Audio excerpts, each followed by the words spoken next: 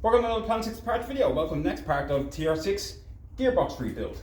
So, in the last part, I'd taken the gearbox out. Well, I've taken most of the stuff off and I was left with just the selector section to come out, which is a little awkward. However, I ran into another issue and I want to show you. So, this part here is for your lay shaft gearing. And in here we have some needle bearings. The needle bearings look exactly like this. So I hope you can see. Just simple needle bearings, is probably 25 maybe on this roller, that's it. And there's two of them in there. So what I found is, actually I'll show you it. Here is the gearing that was originally in this gearbox I took out. And what I discovered is, the needle bearing that was in here, it was pressed in. So when I say pressed in, I mean severely pressed in. With the rest of them, usually when you take the sear clip off the top, it's a little clip, and it's a little awkward to get off because you need to squeeze it because it expands out. You need to squeeze it in. However, there's no tabs, unlike your universal joint that has the two little rings to pull in. You don't get that option here, but it's shaped like a little V. And the only real way of doing that, and I don't have a screwdriver to show you, is hang on, here it is. Here's one here. I don't know if you can see, but it's a little V shape up the top. I don't know if it's going to focus in, but a little V. Anyway, I find that if you put a flathead screwdriver in, as you go down and twist, that you go in at an angle and the flat face comes out, it sort of does push this out, and as you turn that way you have to sort of pull it down and it sort of pops one side up and then you can get it out. It is a little awkward, it'll take you a bit to get out. Anyway, once you get them out, I found that I couldn't even get that one out on this one because there was absolutely no play. On this one I put in, you can hear it, there's a bit of play between the needle bearing and the sear clip. There's a bit of play for the needle bearing to move. However, on this one, there's zero, absolutely zero. It was pressed in, and it was more like this style of one that was in it. So hopefully you can see, this one is another needle bearing, but it's like a internal with a collar. And I feel like that's the style that somebody had put in here, or, well, that's the one that was in here. And the problem is that it's so pressed in, I cannot get it out. I've broken it, I've smashed it to get all the needles out, but this collar itself is still stuck in there on both sides. And I'm at a loss on how to do it. There's only one way I know to do it, but I don't like it, which is to use like a chisel and break an edge along the side till it snaps into them, and then you put less pressure on the wall. But it's like it's so pressured against the wall, I can't hammer it out. I've tried heating it, it won't come out. So lucky enough, I have a spare one. It's decent. It's a decent spare one, so that's the one I'm going to use. And I feel like at this stage, I may end up trying to save it, but at this rate, because there's nothing wrong with it, it's a perfect shaft. Apart from that, I may end up just chucking it out. It's unfortunate. But if you're doing one of these gearboxes, this is off a CC box, which is a late model box, just be mindful of that. Just be mindful if it's pressed in, you may run into that. If your needle bearings have play and you can move them in there, great. If they are pressed in and there's absolutely zero play and you're rebuilding it, honestly, if you don't have a spare one, I would probably leave them. As long as they're not cracked and you look like everything's okay, I would probably leave them, just only because you may end up losing your shaft. So unless you want to get a spare shaft, yeah, that's just a risk you may run with, and just be mindful of that when you do it. I ran into this one, it is what it is, but again, I was lucky enough. The other thing to watch out for is the actual shaft itself. There's two sizes. This one, like I said, is off a CC, which is a late gearbox. The early one's a different size. Hang on. Here's one I made earlier. Here's an early one. The shaft itself was identical, except for the size of the end gearing. As you can see, it's a lot smaller. I don't know if you can see the size of that if I hold it. Sorry, I'm looking at the TV there because this is actually on the TV, so I can see where I am. So you can see there's a difference in size. So there is an actual difference between here, this one, and this one. This is off an early gearbox, which is a CD. That's off this one. So just be mindful, it is a different size. So not all the same components are compatible. So just be mindful of that when you're changing them over. Can it be used? Maybe. I honestly, I'm not 100% on it. But as far as I know, the shaft is different for the different years, whether it's a CC or a CD. So just be mindful. Anyway, this, like I said, I'll probably end up chucking this out. So it's unfortunate, but that's what it is. Now, so what have I done so far? So I've put the needle bearings in, and you can hear them. So nice new needle bearings in there. Because I got the kit arrived. So what did I get in the kit actually? I got some new roller bearings, 2 roller bearings. I got a new rear bearing for the rear end. We got our synchros, we got oil seals, we got roller bearings, so there was 5 in total, 2, 2 and 1. A new tab, because remember I said this tab and screw gets replaced. That was one of the first things we took off from the rear end here, if you can see it. So you get a new one of them. Washers, and that's really it. Other than that, I did order a new O-ring for the gearing, for the Speedo, and it gives you obviously the sear clips. So it came with 2 new sear clips with the bearings. Now, there is other kits out there that offer you different, some more, some less, it depends who you get it from. So just be mindful, it might be the exact same kit. Oh, and I got a new lay shaft. Okay. Because lucky enough, because the lay shaft out the other gearbox I was using was absolutely terrible, and the spare one I got with the car, the project car here, was all chunked up as well, so they were unusable. So lucky enough I have this new one, because the one that came out with this was perfect. However, it's getting a brand new one. Okay, we're going to put this here.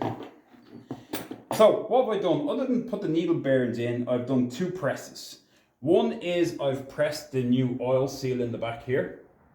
How did I do that? Well, funny enough, if you're doing this, your collar that actually goes on the lay shaft gearing is a perfect size for the oil seal. So you can actually sit it in. So put it upside down, sit your oil seal on it. This sits in perfect, absolutely perfect with it, and you can press it all the way home. Hopefully it's not daylight anymore, so it's a little harder to see. But yeah, it presses all the way home, so it's absolutely perfect for getting that in. The only other thing I done was I put the roller bearing on the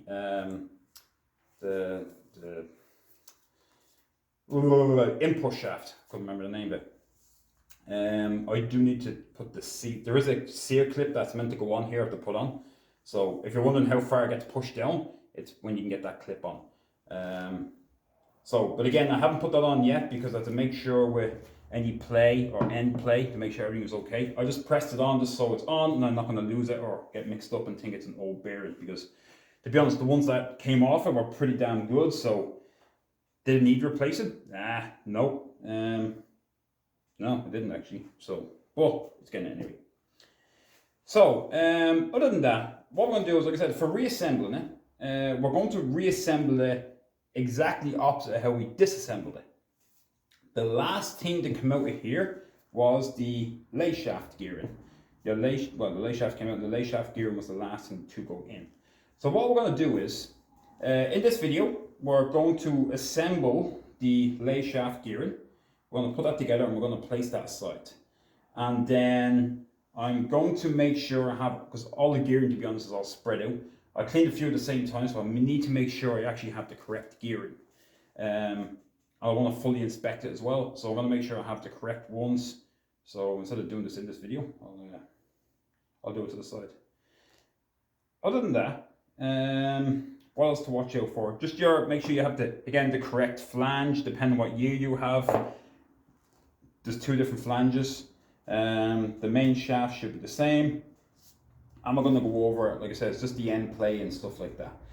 Again, I'll say it again, if you want to go through how the gearing actually works on it, go check out Ellen's video on Rusty Beauties. He goes through the entire lot. Great video. I can't better it. There's no point in doing it. This is just an assembly video, so to physically put it back together. Alright, so what we're going to build. I feel like a cookery show here because it has another one. That's what I built earlier. Oh, hang on. That's why I brought this. This is dirty. It just came straight out of Gearbox and it's filthy. However, so we're going to assemble our lay shaft gearing first. Again, this is the gearing that goes in the very bottom. It sits right in the very bottom. The lay shaft goes right through it. So it's always good to have one if you do have one spare. And again, if you take it apart, just remember what way it is. The trick to this one is they all sit on a grooved shaft, so all the gearing has the grooves in them. They're not smooth, you all have that. So if it helps. So starting with it, we're going to put it upside down, or right side up, whatever you want to call it. First gearing comes off. It does have like a tower or something, or a collar on the inside. Alright. So what we're going to do is, as we take it off, we're going to flip it over and have it pointing up. Next thing to come off is the collar. Again, that's sort of irrelevant, goes on as this. Has our next gear to come off. The collar is facing, the 2 collars face each other, but it goes down. And the last one comes off and flips on. This one does have a recess in it, so it really only goes on one way. So now we've laid them down and seen exactly which order we need them in. We're going to lay our new ones down. Oh, filthy, you know, in the same order. However, just before I do, what I'm going to do is I'm going to put a bit of actual gear oil just on the shaft itself. And the reason why is I want to make sure there's oil on the inside. I'm not worried about the outside yet. The reason why is because when I put it together, I can oil up the outside of the gears. This is just to make sure that it's not dry on the inside. It has holes that's meant to actually allow the oil to get in, however. So, in the same spot. So we're looking for the same gearing. Here's the gearing. So you want to make sure it's the right size. Right size, right shape, and, oh God, touched off it. In this case, make sure it's facing the right direction. There's one. Our next gear. Look, I've done this before, just be mindful. The 2 gearing, sorry, there's the collar. The 2 gearing, 1 and 2, just be mindful, they're almost identical, the same style, same with a collar, one is bigger than the other, bigger gear, bigger collar. However, I've done it where I've put them in the wrong order. I've put this one on first and this one on last, and like, why is it a different size? Just be mindful, I've done it. So, let's make sure it's in the right order. So now, I think that's good. So, first gear we're going to go on.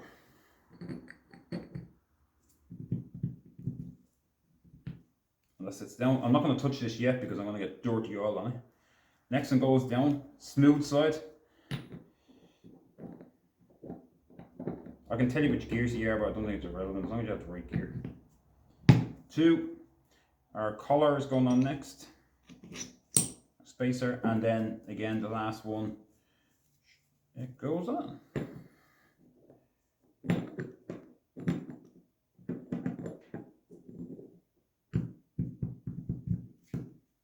Alright, and I'm going to flip this upside down, or right side up, whatever you want to call it. That's it. So now we have a gearing. Again, I'm not worried about putting oil on the outside here because that will get it on when it actually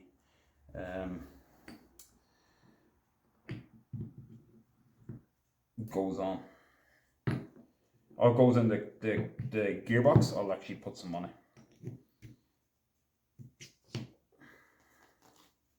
Right.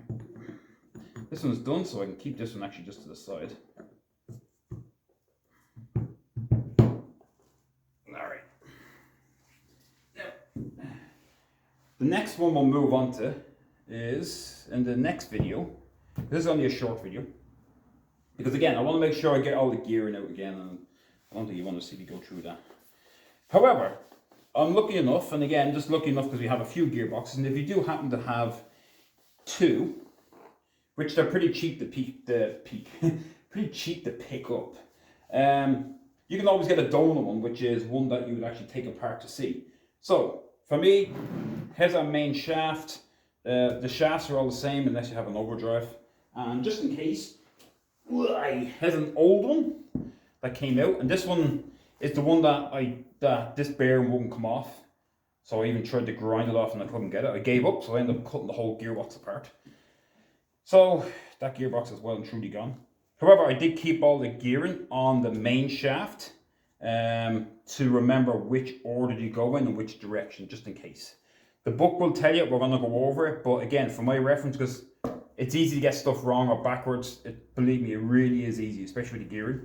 So just to make sure, I keep this so I can follow it and make sure it all ends up in the same spot. So that's what I'll keep to the side. Whoops. So in the next video, we're going to go over that. We are going to go over, just simply putting that back together. And then the final one will be putting all the gearing back on the input shaft, or the first motion, whatever you want to call it. And then once we have all them together, then we can actually start to put it in. So actually, sorry, I did get this O-ring. I might as well do this one. So I'm replacing the O-ring here, because again, I'm reconditioning the box, so I want to make sure it's pretty good.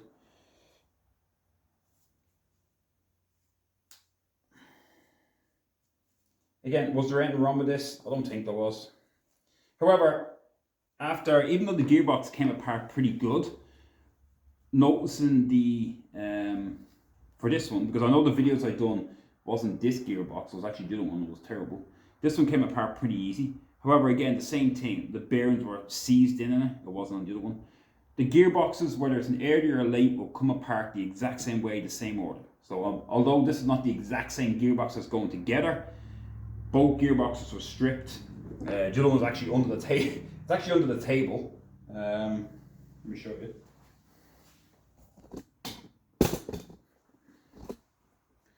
So as you can see under here, there's the other gearbox. It's all just sitting there. And it got dusty because I was working on the car here. But that one is going to just get assembled again. No different. However, this one I'm doing here is going on the project car, which is both behind me and in front of me. So that's why I'm doing this one first. So, alright. Now to look back at the video, because I just took the rings off and I have two rings and I don't know which one's which. Which is the good one? Uh-oh. I'm going to guess this is the new one. This one's awful oily looking. Great, see? Turn your back for a second. Both of them look pretty good anyway. I'm going to guess with this, but yeah, I'll have a look at my own video to make sure that I actually put the right one on. If I didn't, then I'll just swap them around.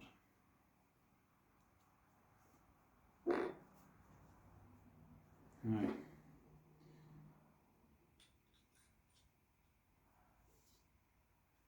Alright, so that's for the... This is for the gear for the speed. So that'll go into the rear end of the box. So here is what I have on the video. I might as well extend it a little bit. When you go to take it apart, you realize that on this section here where you actually have the selectors, it tells you that these are meant to be actually screws. You're supposed to unscrew these, and it's meant to be a ball bearing and a spring in here to keep pressure on the selector, because there's little grooves in it. However, these are not screws. These look like they're tapped in or pushed in. So I'm on the fence whether to tap them out, because they're meant to be threaded. So I may see if they unscrew if I tap them sideways. If not, that pressure fitted in, and then the different one, like maybe the earlier one, is screwed in. So I have to go look at the other one to see.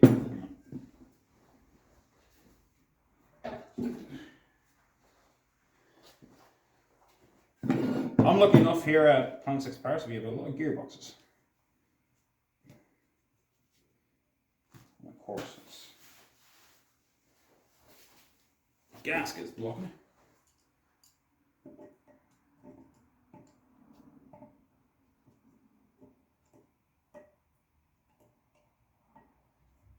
they're pushed on as well. But I wanted to show you, because in the manual, I happen to have it, you'll notice, and if anybody actually has one of these, let me know. If you notice for here, it actually tells you, it shows you, that they're meant to be screws. So figure it out now. So the hard part will be to get the ball, like to get the spring in is not too bad. The spring is already in there, and the ball bearing, you hold it upside down. It's just getting the pressure on to pull it in now. But you can see this one, this is the one that has the pin. So just be mindful, there's 2 ball bearings and 1 pin. So just remember the pin. However, I may end up see if I can tap them out and see what you go in. I may end up using this one here, this older one. Again, that's off the gearbox that got blown apart, so I might just use it as a guinea pig to see. Now, if anybody wants, drop me a message or a comment if you want to see me actually put the press on this onto the input shaft. If you want to see me pressing the bearing on, because I have to put one on the other one anyway, so I can make a video. If you want to see a video of me doing this and putting the oil seal on, if you want to see me putting the oil seal on, let me know. Just drop me a message on the video on the comment section, and I'll make a video separate, and I'll just do simply just these, and I'll show you how to press them on. And other than that, I don't think you want to see the struggle I had trying to take these things apart. They are pretty seized. A lot of them are pretty seized. You can see them, they're all rusted up, so it's all too much pressure in here, so getting them out. Yeah, I'm not going to guinea pig that one and take it apart and see if it's a little easier to take it out and maybe tap it back in, or see if I'll actually unscrew, because they're all pushed in by the looks of it. So, according to the book, they're meant to screw, but there's nothing for a thread. Anyway, that's it. So, yeah, join me in the next video, and we're going to go through, like I said, putting the input shaft, which is, there's not much left on that anyway. And then we're going to go through the main shaft and actually assemble the whole main shaft. And then we're going to actually physically start putting it back in the box. The only other thing that I didn't show you was pressing out the bearing on the back. Hold on a second while I have you in the video. Because I'm going to put this together again, I'll probably already have it done. I forgot to show you, when the bearing is out, you can see the collar or the sleeve in here. So it can only go one direction. So again, it's pretty easy. I just found putting anything decent size that went in, like a large socket, and I put an extension into it, the extension of the socket, because it's not much pressure, and then just put in the press and push down, and out it came. So yeah, and the other way, it's just going to be pushed down until it hits the back. It's pretty straightforward. But again, if you want to see it, I'll make a video of all 3 of this, the input shaft and the oil seal. If you want to see it, leave a comment and I'll do a separate video just doing them alone. It's pretty straightforward. Alright, that's it. So, see you in the next part where we'll start putting the actual main shaft together. So, again, thanks for watching. And, yeah, if you're watching, subscribe to the channel. I said it's always nice to see subscribers.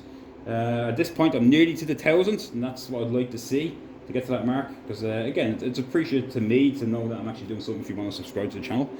And again, keep an eye out. I'm hoping to do some live feeds later this month or starting next month, which is January 2024. And I have a project car that's coming back to me. It's Doug's tr6.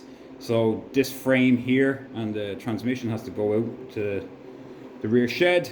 And I'm going to be doing some live videos of assembling it. It's coming back from the workshop. It's coming from Lorenzo's body shop out near Tobago, I believe.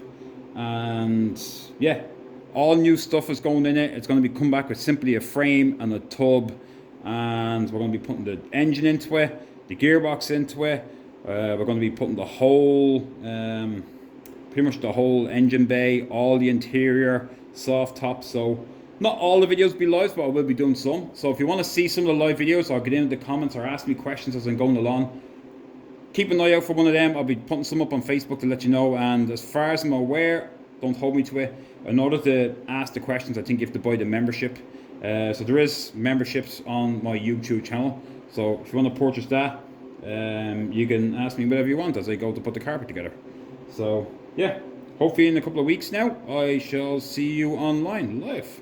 So again, thanks for watching.